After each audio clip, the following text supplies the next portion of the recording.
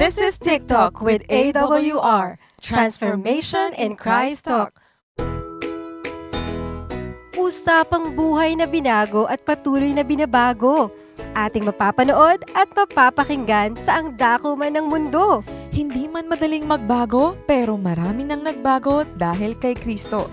Naging posible sa iba, hindi rin imposible sa iyo. My story could be your story. This is Jazel Diaz. And this is Rocky Lokban. Tara, samahan niyo kami every Tuesday 8 p.m. Dito lang sa AWR 89.1 FM. Hello mga ka-TikTok! Welcome to Transformation in Christ Talk with AWR. Nakikinig at nanonood po kayo sa programang Usapang Pagbabago kay Kristo.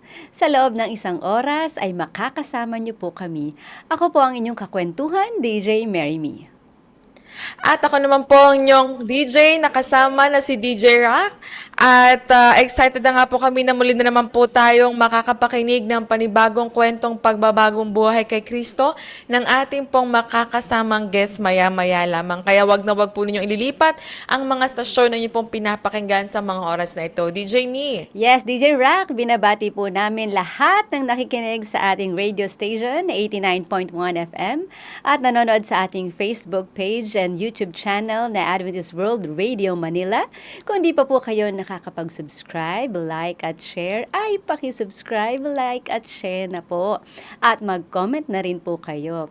At kung meron po kayong kwentong pagbabago rin naman na gustong i-share sa amin at sa ating mga taga-subaybay or mga comments at tanong, tumawag or mag-text lamang po kayo sa 0918-9447-891, 0918-9447-891. Yes, at muli binabati po namin ang ating pong mga masusugid na tagapakinig ng 89.1 FM at ganoon din po sa ating Facebook at YouTube channel na Adventist World Radio Manila. And of course, ang ating pong mga timbahay hindi po papahuli sa mga oras na ito. Ikaw nga po sila nanay, tatay, ate, kuya, o kahit nga po sila manong tsuper na driver na nagdadrive sa mga oras na ito. Ikaw man po ay nagluluto, naglalaba, naglilinis, ano man po ang ginagawa ninyo. Wag na wag po ninyong ililipat ang stasyon na inyo pong pinapakinggan dahil talagang for sure ay makaka-relate na naman po kayo sa kwento na ating pong pag-uusapan at mapapakinggan maya-maya lamang. So bago ang lahat, DJ Me, tayo muna ay bumate sa ating mga listeners na mga ka-TikTok ngayon. Unahin ko na dito si Sir R. Christian Roda from Noveleta, Cavite. Hello po sa inyo sa mga taga Cavite. At gusto ko lang din batiin DJ Me, si DJ Jazz na nagsi-celebrate ng kanyang birthday at ngayon ay nasa US. Hello DJ Jazz, DJ happy birthday. Happy birthday!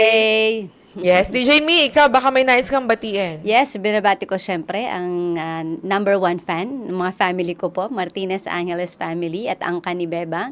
Hello po sa inyong lahat at sa lahat ng kabataan ng Central Luzon Conference. Hello! Yes.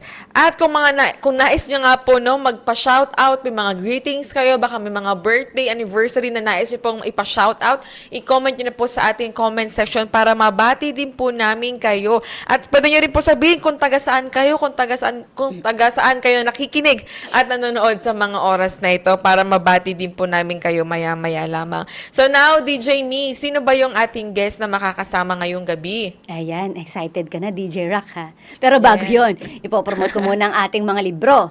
Sa mga gusto po ng aming librong pinamimigay, libreng-libre para sa inyo. Meron po kaming librong Ang Huling Pag-asa. Meron din pong Health and Wellness. Meron din po tayong Pag-asa para sa mga panahong maligalig. Pag-asang daig ang bukas. At 10 Commandments Twice Removed. Oh, libreng-libre. Mag-comment lang po kayo na I want that book or tumawag or mag-text lamang po kayo sa 0918-9447-891, 0918-9447-891. At eto na, DJ Rock. Alam ko, excited na tayo sa panibago na namang testimony na ating mapapakinggan. So, ang ating guest po ngayong gabi ay batang-bata. Yeah. Single at tunay na kaibigan, walang iba kundi si Sam Alves. Yes, hello Sam. Ayun. Sawadee krap from Thailand po. From Good evening. Thailand. Wow, sige, bati ka muna Sam. Sige po. So, good evening po sa mga listeners there. So, impromptu po ito lahat.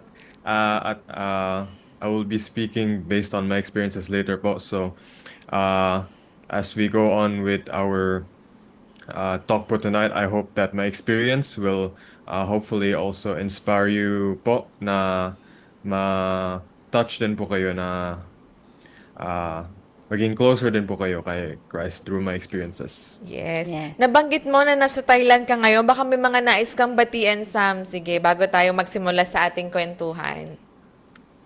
Sige, babati ko po ang lola ko na nakikinig doon sa kabilang kwarto po. At saka yung mama ko po na nandito din. Sa kabilang kwarto. Opo. Hello po sa inyo. I think yung mother niya is naging guest na natin dito before, DJ Me. Yes.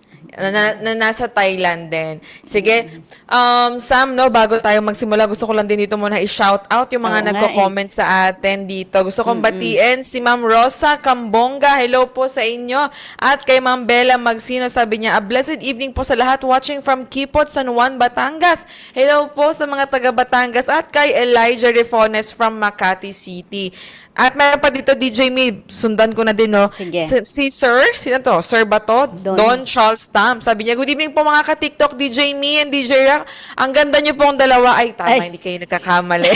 Watching you. right now from Bayan Luma, Imus, Cavite. Hello po sa mga taga Cavite. hello. At kay Ma'am Tessie Mateo from Isabela. Hello po sa inyo, Hello. mga ka-TikTok. So now, umpisahan na natin, DJ Me at Sam, Yes. ang ating kwentuhan ngayong gabi. So, bago tayo mag-dive in doon sa mas malalim nating kwentuhan, Sam, no? Gusto muna naming makilala ka nung ating mga ka-TikTok. So, sino ba si Sam? So, can you tell us some information or background about yourself? Kung anong ginagawa mo, pinagkakaabalahan mo, single ba, married? Sige, go. Sige po. So again, my name is Sam. Just Sam. So as of now, undergraduate po ako dito sa Bangkok, Thailand. So actually, I'm taking a bachelor's in business administration po, majoring in finance. Tapos, outside of my education, so outside of my major, nag-enjoy din po ako minsan magbasa ng mga libro, ng iba-ibang mga genre, minsan fiction, non-fiction, or biographies. Minsan nagde-design din po ako, graphic design. At meron po akong freelance actually na nararaket din out of this hobby. At tsaka walking po. Walking, I would say, is my most favorite hobby po. Kasi healthy siya, pati nakaka-enjoy din. Yung paglakad ka dun sa kalsada or sa park or kahit saan. Yung na-enjoy mo yung view, tapos may nakikita kang mga bagong sights din pag nagwo-walking. Pati, I'm the type of person po na parang feeling ko hindi complete ang araw pag hindi po ako mag-walking ng at least 1 hour. So, Wow. Wow, sana all, no? Talagang ang hilig niya mag-walking. Pero talaga namang healthy yung pag-walk, no? And ang dami ngayon na mention ng mga pinagkakaabalahan niya, mga ginagawa niya at that young. Ilan taon ka na ba, Sam? So, 20 po. Just turned 20 on March 13 po. So, 20? almost just 1 month ago. Happy birthday. Oh. Belated, Thank you. tsaka advance. oo nga. So talagang at that very young age, kumbaga ang dami na niyang ginagawa. DJ Me, Alam mo, by the way, DJ Rock, alam mo, plano kong magpunta sa Bangkok, Thailand, kami ng family. Sa July. Baka magkita tayo dun, Sam. Pero kailangan pa namin ipag-pray yung plane ticket namin. Kaya samahan niyo po kaming manalangin. Yan. Yes. Sige, simulan na natin. Wait lang, DJ Rock. Grabe yung pag-walk niya. Ibig sabihin, maganda dyan sa Thailand, no? Maganda nga ba, Sam? Opo, Hindi pa ako madami nakarating pong, dyan eh. madami pong mga parks dito, actually. Pati yung, yung environment dito. So, talaga yung fresh air. Ramdam na ramdam mo dyan. Opo. Wow. Yung, hindi ko po Nakaka-excite ma-describe, pumunta. pero parang you have to see it yourself po. Ganun na. Yes, tama. Nakaka-thrill ang mga part dito. So sige, kita-kits tayo dyan. Yon, Sige, eto na, in tuloy July. na natin. So ngayon, Sam, no, sino si Sam bago niya makilala si Christ sa kanyang buhay? Ano yung background mo before o yung dating ikaw bago yung Kristo sa life mo? So, lumaki po ako sa Catholic background. So, parang I've known Christ since childhood, pero as I go on my different walks of life, parang sa tingin ko na nag-iiba din ang perspective ko kay Christ.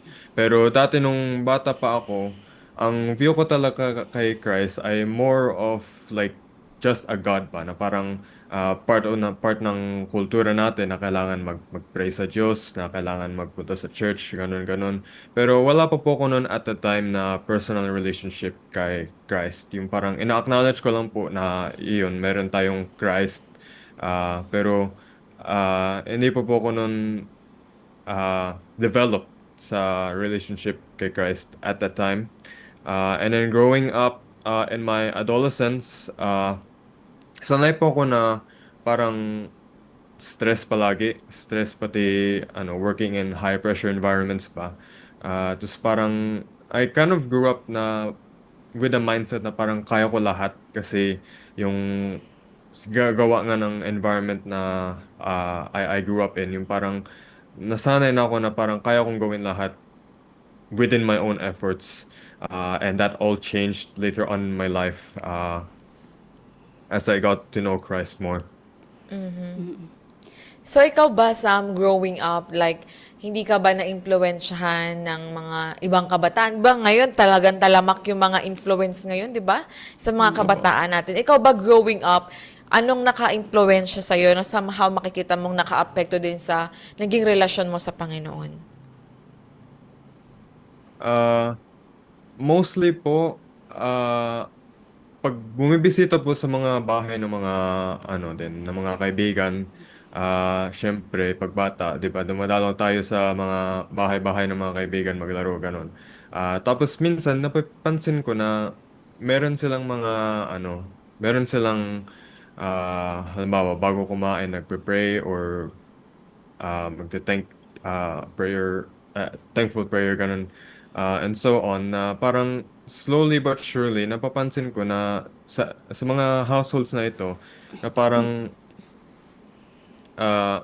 pinapraise nila yung pinapraise nila si Kristo for everything and anything ba, yung for the food or halimbawa for safe travels ganun. So and I would say I'm grateful na maganda din ang influence ko growing up kasi I live in a Christian community. So, medyo okay din ang influence sa akin ng mga friends ko kasi they also grew up with Christian values. So, kahit kami, lumalabas kami kumain na halimbawa, walang parents, sanay kami na mag-pray bago kumain kahit wala yung mga parents. So, ganun talaga ang influence ng mga households sa mga kabataan po. Bale, Sam, ikaw ba nung bata ay diyan ka na ba lumaki sa Thailand or dito sa Pilipinas? So, Ilang years ka na ba until dyan?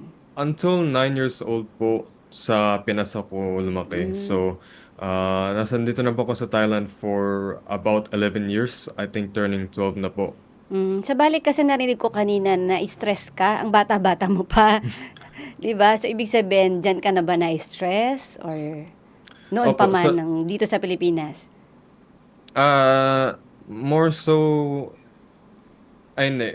Actually, both po. Kasi, I'm the type of person na parang mahilig ako mag-set ng standards pa, na high standards na tapos pag hindi ko ma-meet ang expectations ko na parang na-disappoint ako sa sarili ko, ganon. So, but I wasn't pressured to achieve really anything po or hindi naman ako pinipilit na maging straight A or ganun pero meron po akong personal standards pati kasi growing up mahilig yung mga friends ko na na nakalakihan ko sa school ay parang competitive pa kaya na-push talaga ako na mag Mag-aral ng maigi. aral maigi. Oo, nako no, DJ Me, talagang parang at that very young age, no, parang grabe yung pressure niya sa kanyang sarili na talagang, sabi nga niya, Oo. sanay siya sa stress, sanay siya sa pressure, parang, at tayo nga, parang sa ganitong age, parang nai-stress tayo sa mga ganung bagay, pero siya parang nai-enjoy niya. Nako, DJ Me, medyo limited yung time natin, mga ka-TikTok, no, pero medyo bibitinin lang natin ng konti yung ating pagkukwentuhan, at atin mo na pong mapapakinggan ng isang napakagandang awiting may pinamagatang Kay Jesus Manawagan by the Bereans.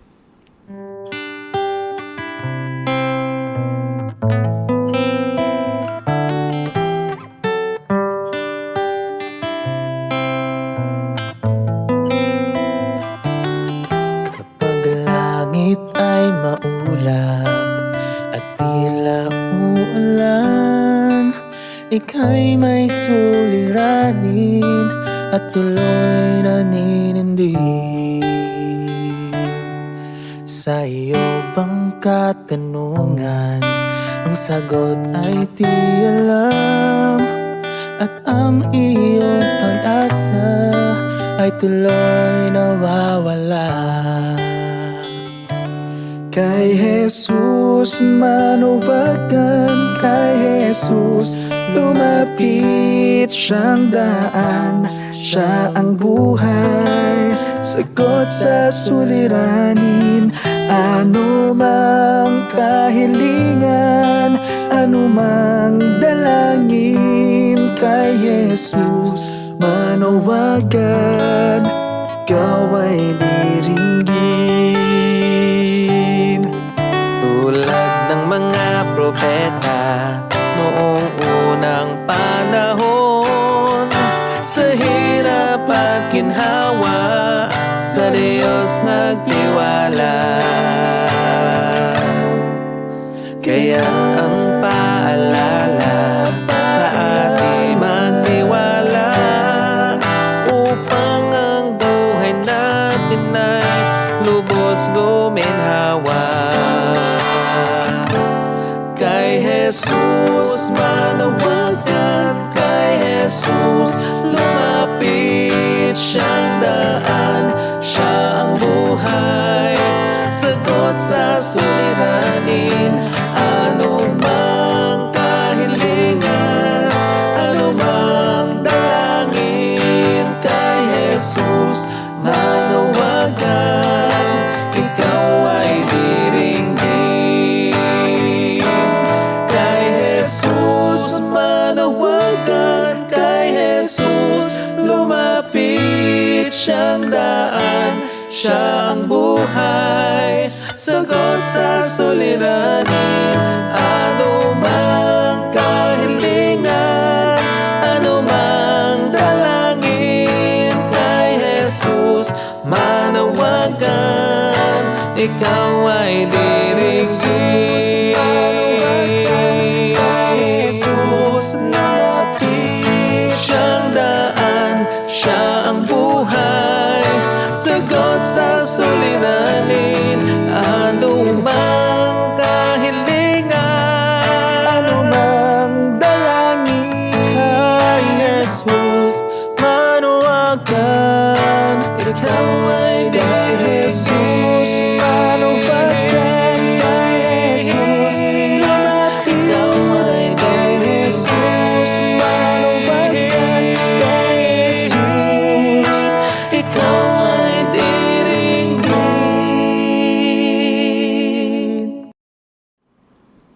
Time check, it's 8:22 p.m. hatid sa atin ng Philippine Standard Time. Andito pa rin po tayo sa ating programa na TikTok, Transformation in Christ Talk with AWR. Ako pa rin po ngayong kakwentuhan, DJ Rack. And this is DJ Mary Me. Patuloy pa rin po tayong nakikinig dito sa 89.1 FM at nanonood sa ating Facebook page and YouTube channel na Adventist World Radio Manila. Kung meron kang shout-out, comments, kwento or tanong, maaari kang tumawag or mag-text sa 0918-9447-891, 0918-9447-891. Yes, bago tayo magsimula, DJ Me, no, Yes.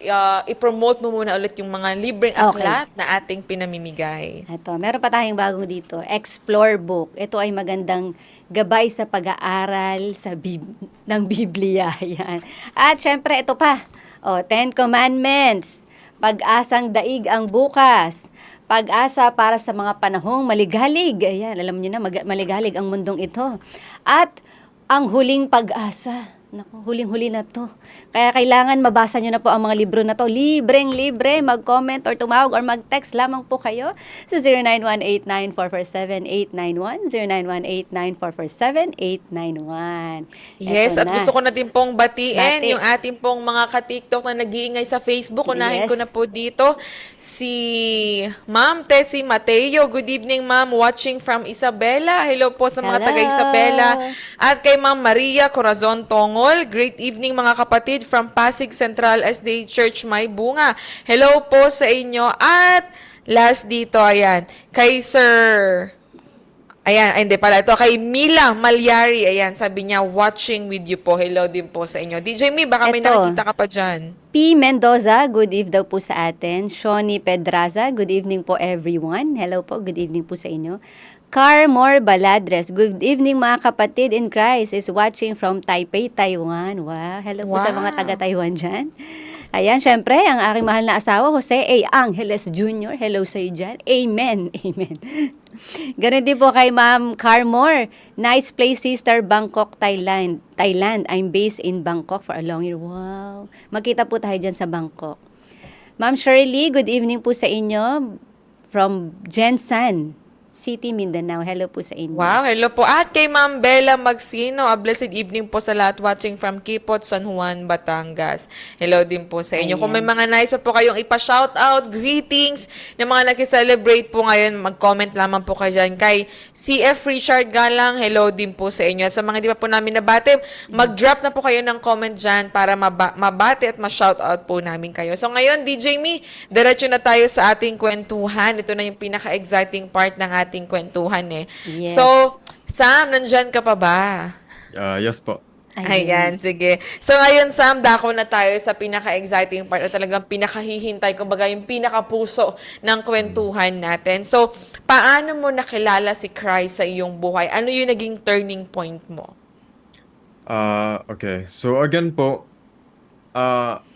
lumaki ako ng alam ko si Christ, pero no, but not parang understand. Yung parang alam ko lang na he exists. There's a God out there who is all-knowing, all-powerful. Pero hindi ko siya parang understand, hindi ko siya alam well enough na pwede palang magkaroon ng relationship sa kanya, pwede mo pala i-surrender lahat ng mga problema mo sa kanya.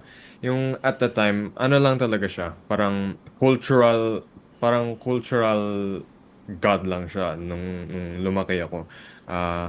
Pero nabaptize ako when I moved to the Adventist Church nung lumipat po ako sa Thailand, and I was baptized po in 2020.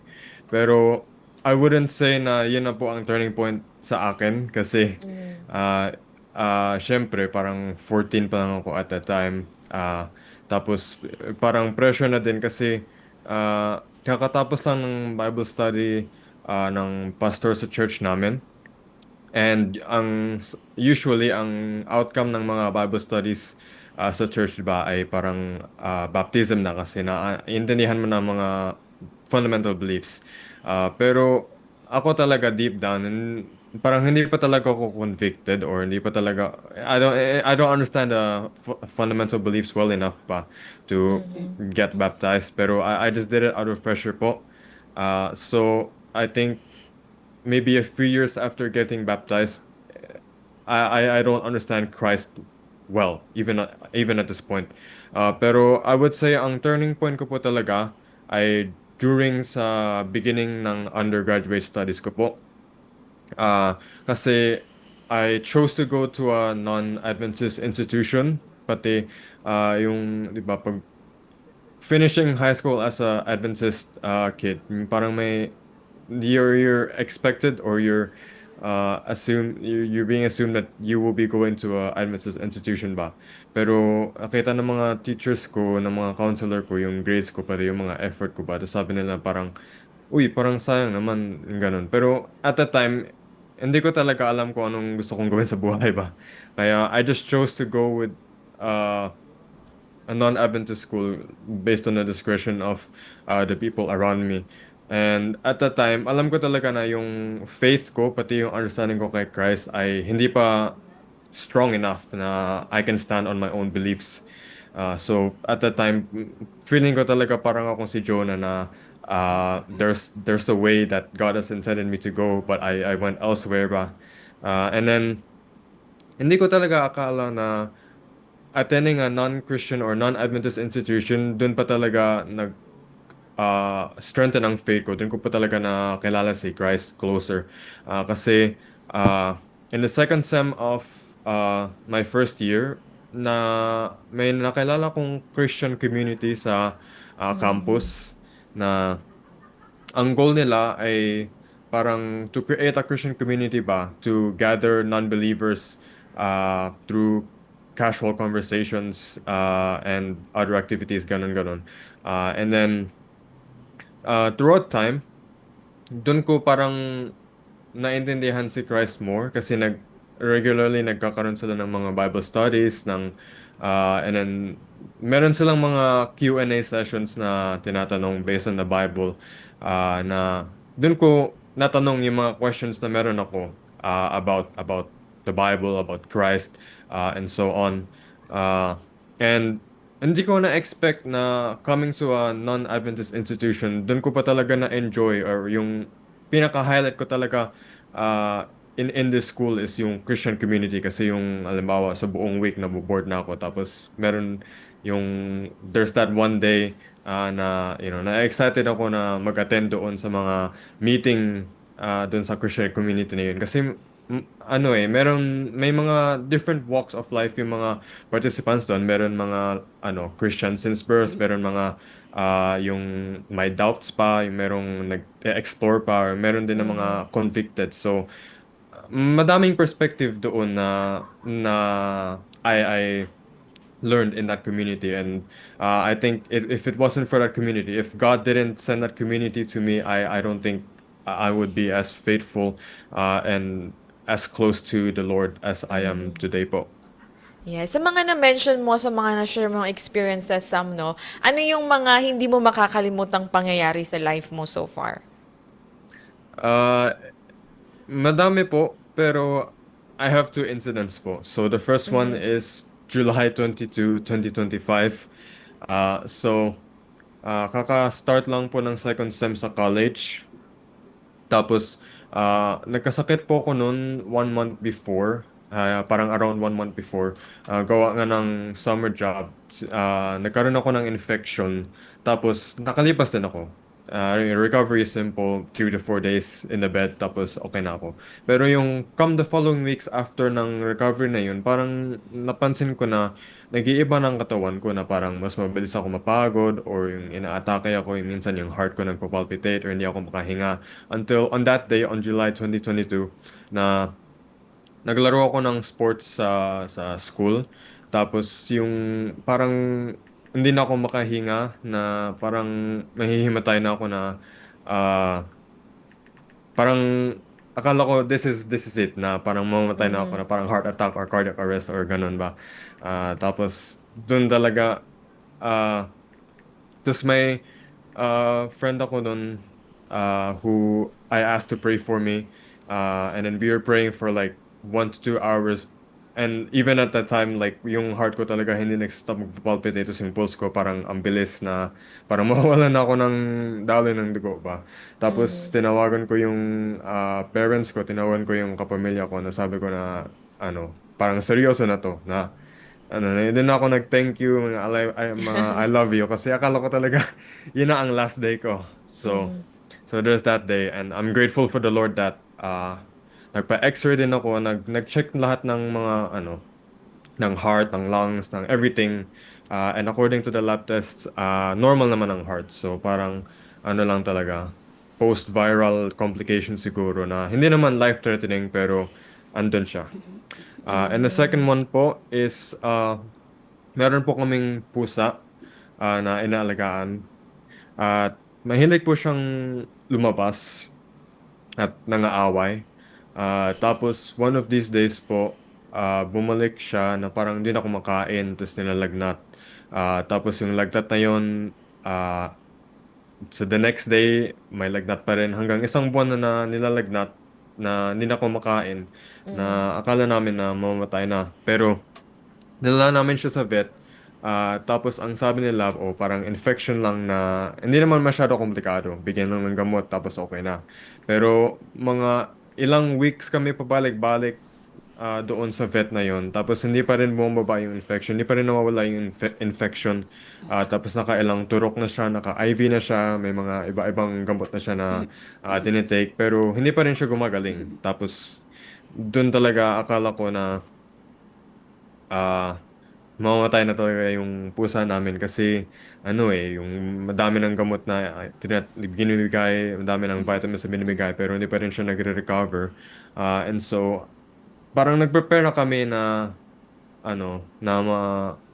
nagpa-pass away na yung pusa. So we decided to stop na lahat ng mga medications niya na parang comfort na lang on the cat's final days. Pero through God's grace, biglang kumakain yung pusa. Kasi hindi siya kumakain eh. Pahirapan pa nga kumain minsan So i-inject. talagang pet lover kayo ng mga family nyo. Opo. Oh, kasi 'di ba DJ Me, kapag pet lover ka, parang pag nawawala yung alaga mo talagang naaapektuhan ka eh, no? Hindi siya yung parang siguro sa mga hindi pet lover, hindi talaga nila maintindihan yung ganong klase ng emotion o damdamin kapag nawawala yung alaga nila. Pero sa talagang mga mahilig sa mga pets, kapag nawawala talaga yung mga pets nila, talagang naaapektuhan din talaga sila. Kasi kumbaga ito yung nagiging friends nila. Na-mention mo nga Sam, no, nagkasakit ka and then somehow nakakaapekto yung nangyari sa'yo even until na ba nagiging limited yung mga kilos mo so far? Yes po, pero through God's grace, it's not as bad as it used to be. There was a point in time po na hindi talaga ako makakilos. Yung halimbawa, siguro, labasan ko ng bahay, tapos mag-walking, tapos parang na akong mahihimatay na parang magko-collapse na ako dun sa ground. At saka, meron din po kung at that time may issues ako sa digestion, so nahirapan talaga ako kumain. Yung parang, ano, sa isang araw, ang kaya ko lang kainin ay isang saging. Tapos kahit yun na isang saging lang yun, ay hirapan pa rin ako kumain. So, I really cannot imagine how powerful and how wonderful God's healing is because hindi ko talaga may expect na ganito kabilis at ganito ka-effective ko makukuha ulit ang life ko dati. Slowly but surely through Christ na nagre-recover na din po ako. Amen. DJ Me. Bali DJ Rock, kasi pag may pet ka, nagiging family mo na kasi yon. Kaya masakit kapag halimbawa magkakasakit din siya or di kaya mawawala yung pet natin. Bali Sam, kasi sabi mo kanina na nagkasakit ka, pati yung parang nakikita ko na when it comes to death, natatakot ka ba? Kasi yung health mo, tsaka yung health ng pusa mo. And then, paano mo nasabi na ang Panginoon ay mabuti sa kabila ng naranasan mo yun? Tsaka paano biglang sabi mo na bigla na siyang nakakain o di kaya ikaw bigla kang gumaling, like that? So, unahin po natin yung pusa. So, meron po talagang point in time na hindi siya kumakain. Kahit anong pagkain, hindi siya kumakain. Tapos, meron lang siyang certain smells na kailangan niyang parang amuyin na para kumain, ganun. So, pahirapan talaga ang pagkain. Tapos, nung nag-give up na talaga kami na nag-settle na kami na ito na yun, dun siya biglang kumain. Bigla siyang nagugutom, bigla siyang nagdedemanda ng pagkain, nangihingi, ganun. Tapos, pinagpe-pray din namin po yung pusa namin kasi, syempre, parang parte na ng pamilya din yung pusa namin na all part na siya ng prayer request. Ayun. Yes po. Yung sa'yo? Tapos sa akin po, hindi ko talaga ma-explain pero it's God's grace po. Kasi ah, parang post-viral complication po yung case ko. Tapos there was a point in time na hindi talaga ako makabangon sa kama po. Tapos yung wala akong gana kahit tumayo or kumain, ganun. Pero slowly but surely, nakakalakad ako ng mas medyo matagal, nakakain din ako ng mas madami. Hanggang sa napansin ko na parang back to normal na ako. Pero looking back, parang feeling ko na walang nangyayari pa. Na parang 1% lang ang improvement every month or every week, ganun. Pero it's really God who's working behind the scenes to give those 1% that add up to the 100%. Kasi ngayon, nakakabalik na ako sa weightlifting, nakakakain na ako ng mga buffet or nakaka-walk na din ako sa city na hindi ko talaga na-expect na ah, makakabalik. Kasi akala ko na magiging PWD na ako for life gawa nga ng mga sakit ko. Pero praise God na He has allowed me to recover po. Amen. Sa mga nangyari sa life mo, no, Sam, ano yung mga changes o pagbabago na ginawa ng Panginoon sa'yo? Uh, I think first and foremost po is gratefulness to the Lord. I think I used to take a lot of things for granted, like kahit yung pagigising lang po sa umaga or yung even being able to eat food. I used to take these things for granted or kahit yung makatulog na mahimbing. All of these things sa tingin ko po, it's all because of the Lord's doing. So I started being more grateful to the Lord for every little success that He is allowing through me. And I also learned as I developed po yung relationship ko kay Christ na mag-slow down din na mag-slow down din sa life at pwede din pala magpahinga, pwede din mag-break, pwede din mag parang take a break sa stress at pressure ng mundo na ito. Kasi dati talaga, meron akong mindset na parang I enjoy and I strive in a stressful and pressuring environment. Kasi yung parang pag walang pressure, pag walang stress, hindi ka mag-improve. Yung parang kailangan mo ng grit na mag-improve pa. Pero eventually, it became unhealthy for me. And it proved to be unhealthy for me. Gawa nga ng hindi ko na kaya gawin ng kaya ko dati. So I eventually learned to take a step back and surrender everything to the Lord. Kasi there was a point in time talaga na sinasabi ko sa pamilya ko na parang ginagawa ko na lahat. Yung sinasabi ng mga doktor na kumain ng healthy or mag-exercise, ganun-ganun, matulog na maaga. Pero yung I've done everything to improve my health. Yung natutulog na ako ng maaga, tapos ang diet ko parang super bland na damo-damo na lang kinakain ko. Tapos tinatry ko din mag-walking, pero yung hindi ako gumagaling eh. So it's not really my doing that I recovered, I would say, and it will never be only my effort that I recovered. So it's really through God's grace and through God's healing that He has allowed me to recover, because I really it's really beyond my control po.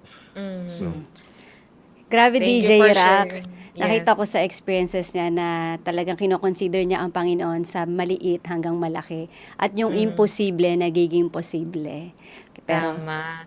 So, thank you for sharing that, Sam, no, na talagang at that very young age, parang ang dami na nangyari sa health aspect mo, no, kumbaga sa kalusugan mo, pero blessing in disguise lang na kahit na ganun yung pinagdaanan mo, ginamit pa rin yun ng Panginoon para mas maayos yung buhay na meron ka ngayon. So, thank you for sharing that. And I know sa mga ating ka-TikTok ay nakaka-relate din sila sa kwento na iyong binabahagi. Pero bago tayo magpatuloy sa ating kwentuhan, atin mo na pong mapapakinggan ng isang napakagandang awiting may pinamagatang sa wakas by the Bereans.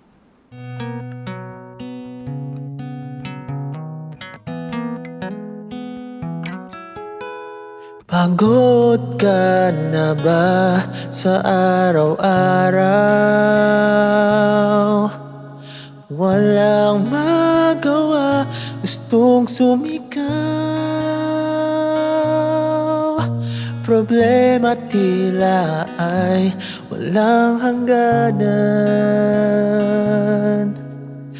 Gigising ulit para lumaban. Manali, kumapit, may awat din ang langit. Bumiti ka, may pag-asa, pupunasan niyang luha. Tama na, sumuko ka, isuko sa Kanya. Buong buhay at lakas, babaguhin niya ang lahat sa wakas.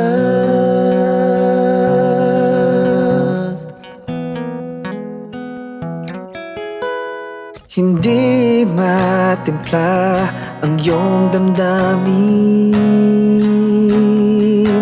Gulo ang isip sa dapat gawin.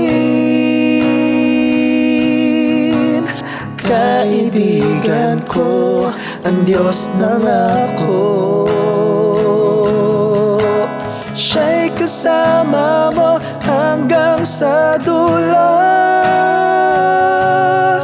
Manali, kumapit, may awa din ang langit. Ngumiti ka, may pag-asa, pupunasan niyang luha. Tama na, sumuko ka, isuko sa Kanya.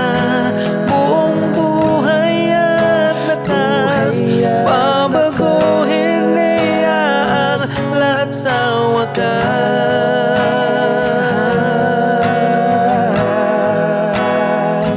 Lahat sa wakas.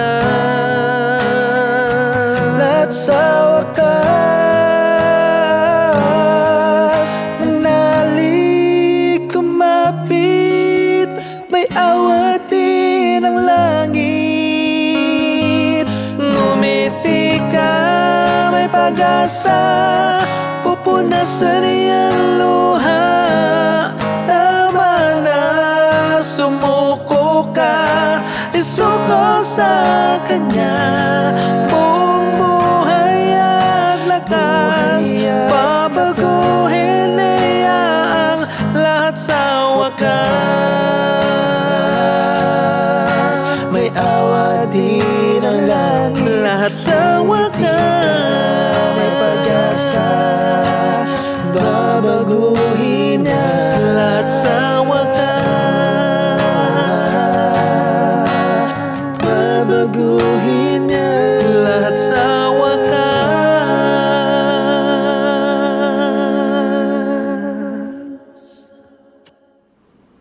Andito pa rin po kayo at nakikinig sa ating programa na TikTok, Transformation in Christ Talk with AWR. Ako pa rin po inyong kakwentuhan, DJ Rack. At ako pa rin po si DJ Mary Me. Sa mga nagnanais po na magbahagi ng kanilang kwento ng pagbabago kay Kristo at live na makakasama po namin dito sa Adventist World Radio Manila 89.1 FM ay kontakin nyo lamang po kami sa 0918-9447-891, 0918-9447-891.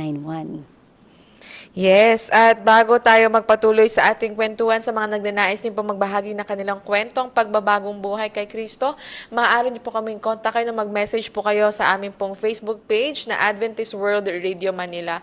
At para kayo naman po ang live na makakasama po namin dito sa studio at ang kwentong pagbabagong buhay naman po ninyo ang ating pong mapapakinggan. Kaya maaari po kayong tumawag o mag-text sa numerong 0918 9447-891. Muli 0918-9447-891. So ngayon, DJ Me, tayo ay magpatuloy na sa ating kwentuhan since tayo ay magtatapos na sa ating programa. Pero bago magtapos ang ating programa, ayan, gusto ko lang din ditong batiin si Ma'am Diana Jeans Arnai. Sabi niya, marami din pala na cat lover. Ayan, may mga nagko-comment na din ng mga pet lovers dito. At hindi ko lang kung nabati ko na to si Ma'am Maria Corazon Tongol from Pasig Central SDA Church May Bunga. Hello po sa inyo at kay Ma'am Mila Malyari. So ngayon, DJ Me, Yes. atin ang simulan ulit ang ating kwento kay Sam. So ngayon, Sam, sino na ba si Sam after niyang ma-encounter si Christ sa kanyang buhay? Sam, andiyan ka pa? Yes. Uh, so after Christ, I would say I'm more of a surrendering person po. So really, everything I do, I thank the Lord. So paggising ko sa umaga, nagpe-pray ako nagte-thank ako kay Christ na nakakagising. Tapos bago kumain, nagte-thank you ako na nakakain din ako. Tapos kahit bago mag-walking, nagpe-pray talaga ako na okay ang sigla ko, na walang na hindi ako atakihin, and so on and so forth. Or pagkatapos ko walking, nagtithank din ako kay Lord na nakaraos din at nakalakad din ng walang pagod or walang kahit anong masamang nangyari.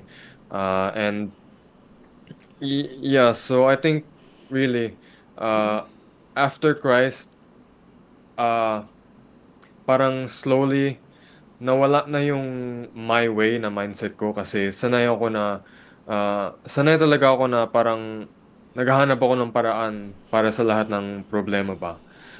Pero gawa nga ng mga experiences ko sa buhay, sa kalusugan ko, na my way is not enough, and it will never be enough, and I can only be completed through Christ, who strengthens me and who makes all things possible po. Kasi uh, things can go wrong. Kahit iplano ko pa ahead of time lahat ng gagawin ko, there is always the possibility that hindi siya magiging ganun, or it will not go as I expected. So kaya kailangan talaga ng complete surrender sa Christ para maka buhay ng fulfilling life. Bale, Sam, gan- ano na yung commitment mo ngayon sa Panginoon? Commitment po, complete surrender. Yun pa rin po ang ano ko, Yun pa rin. ang commitment. Pati minsan-minsan din nagsistruggle pa rin ako na mag-surrender. Talaga, kahit alam ko nang He's made miracles for me, for my family, for my loved ones. Pero minsan talaga meron pa rin moments of doubt ba, na parang, is this really what you want from me, Lord? Or ito ba talaga ang gusto mo sa akin, Lord? Or ito ba talaga ang mangyayari para sa akin, Lord? So I still have doubts here and there. Pero it takes time, I would say, and only time will allow me to walk closer with the Lord po, and only time will allow me to eventually fully surrender to the Lord po. Amen. Ang ganda, DJ Mi, nung sinabi niya, no, na not my way anymore, but God's way. Kasi nga, di ba sabi nga niya, sanay siyang i-pressure yung sarili niya, sanay siya sa stress, talagang sabi niya, gumagawa talaga siya ng mga kaparaanan sa lahat ng bagay, kasi like, kaya ko to. It's, kumbaga, talagang he keeps on trying na gawin yung mga, solusyonan yung mga bagay-bagay sa buhay niya nang sa pamamagitan niya lamang. But, nung mas naging deeper yung relationship niya sa Panginoon, ang ganda nung sinabi niya na, it's not my way anymore, but yung way na ng Panginoon. So, Sam, do you have any future plans so far? As of now, hindi po ko yung type na person na parang mag-plan ng long term, 5 years, 10 years. Yung parang I live by the day po. Kasi again, you really never know what happens tomorrow or the day after, or in the next few days. So hindi ko po talaga, it's not in my parang preference na magplano sa future. Sure, pero meron akong mga general parang idea na kung anong gagawin ko sa future. Halimbawa, mag-work sa finance or banking. Pero hindi ako masyadong set towards doon. Yung parang kung mangyayari yun, okay, good. Pero hindi ko pinipilit yung sarili ko na to walk that path ba. Kasi again, it's God has other plans for me, and there might be a better calling actually. So I really don't make plans for myself, because I know there will always be a better calling from the Lord po. Alam mo, DJ Amen. Rock, nakarelate ako sa experience niya. Ganon din ako nung dalaga ko, talagang pinipressure ko yung sarili ko. Akala ko kaya ko lahat. Tapos ganun din, nagkasakit din ako. So nagkasakit ako, hindi ko pala kaya. Si Lord pala ang may kaya ng lahat. So Oo, nakaka-relate totoo. talaga ako. So ngayon, Sam, no, ito talaga, ayaw man namin magtapos yung ating kwentuhan, pero kailangan nating magtapos eh. So, pero bago tayo matapos, ano yung gusto mong ipabaon sa ating mga tagapakinig ngayon sa mga oras na ito? So I'd like to leave yung mga listeners po with one verse. So ito po ay nakasulat sa salamin ko para pagising ko at pagtingin ko sa salamin, itong verse ang nakikita ko. And I will be reading Proverbs chapter 3 verses 5 to 6. Trust in the Lord with all your heart and lean not on your own understanding. In all your ways submit to him and he will make your path straight. So from my experiences talaga, not everything will go your way. Yung kumbaga, kahit gaano ka matalino o kahit gaano ka matyaga, kahit gaano ka mapursige, there will always be a black swan event. There will always be mishaps, or there will be experiences in life that will change how you look at the world. And there will be events in life na mag-iiba talaga yung sarili mo. So, there will be events in life that will even throw your momentum out of the window ba. So kaya kailangan talaga full surrender to the Lord kasi kumbaga we leave all our ways, we leave everything to the Lord, and we leave all our burdens, we leave our problems to a certain God who leads us in an uncertain world. So, yun lang po ang may sabi ko sa mga listeners po. Talaga, trust in the Lord with all your heart and lean not on your own understanding po. Amen. Amen. Thank you so Amen. much. Ikaw, DJ Me, ano yung naging baon mo sa kwento ni Sam? Ako, nabanggit ko kanina na naalala ko yung experiences ko. Kaya lang nakakalungkot lang na nalalapitan natin ng Panginoon kapag namumroblema tayo, kapag may pagsubok tayo. Mga tagapakinig po natin, habang wala pa tayong pagsubok o problema, lapitan na natin ang Panginoon. Kasi ang Panginoon lagi naman nandyan para sa atin. At naalala ko kanina na sinabi niya, may Christian community na tumulong sa kanya na lalong makilala ang Panginoon. Alam ko, napaka-importante talaga nito. Nito lang kahapon, nabalitaan ko na may mga 15 na kabataan na nagnakaw doon sa jeep, sumakay. DJ Rock, hindi ko alam kung nabalitaan mo yon. Nakakalungkot na yung mga kabataan na yun, ang ginagawa nila, ang mga minor de edad, is nagnanakaw, di kaya mananakit, di ba? Alam mo yun, nakakalungkot na ganun.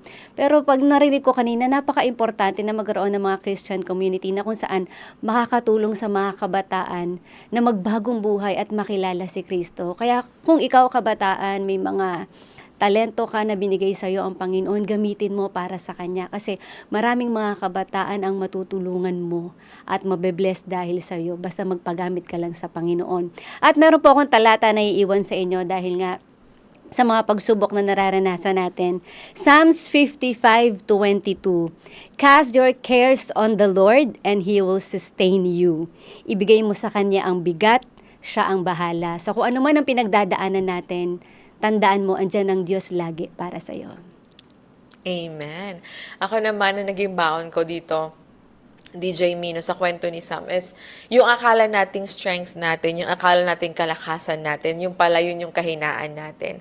Sabi nga, di ba, in our weaknesses, God's strength is made perfect. Nung mga panahon na malakas pa si Sam, talagang andun siya sa point na kaya ko to, kaya kong i-handle yung stress, kaya kong i-pressure, parang gagawin ko lahat, susolusyonan ko lahat. But when the Lord allow him to experience that kind of brokenness, yung especially sa kanyang health, talagang doon natin makikita na in his weaknesses, God's strength is made perfect. Na doon din niya na-realize na hindi pala talaga niya kaya without Christ in his life. And di ba nga, doon din natin nakita na nabago yung perspective niya na dati my way, but ngayon God's way. So mga ka-TikTok, mga kapatid, no, sabi nga dito ni Ma'am Shirley Leganda, amen. Ayan, maraming salamat po at na-bless siya sa ating pong kwentuhan. Kaya naman po mga ka-TikTok, kung kayo din po ay nakakaranas din po ng mga pagsubok sa buhay at talagang sinusubok ang inyong mga pisikal na kalusugan, ang inyong mental, ang inyong spiritual, ay lagi po nating tatandaan na ang Diyos ay mas lalo at higit na malapit po sa atin. At lahat po ng mga nangyayari sa buhay natin, hindi po yan nangyayari ng walang dahilan. So lahat po yan na may purpose at kayang gamitin po ng Panginoon para mas lalo tayong mapalapit sa Kanya. Kaya maraming salamat sa pagbabahagi ng iyong kwento. DJ Mi, maraming salamat sa pagsama. Again, happy birthday kay DJ Jazz. Happy Ayan, sana birthday. napapanood niya tayo ngayon. Nakakamiss na din siya, At sa ating pong mga ka-TikTok, maraming salamat po sa pagsama sa amin. So, patuloy niyo pa rin po kaming samahan every Tuesday, 8 p.m. dito lamang sa 89.1 FM at ganoon din po sa ating Facebook at YouTube channel na Adventist World Radio Manila. Muli, this is DJ Mary Me na nagsasabing, Mary Me mang pagsubok sa buhay, tandaan mo, andiyan ang Diyos lagi para sa iyo. At ako pa rin po ang inyong DJ na si DJ Rock na nagpapaalalang rarararaki road man ng buhay, pero si Kristo ang nagbibigay ng tunay na kulay. Muli, this is TikTok, Transformation in Christ Talk.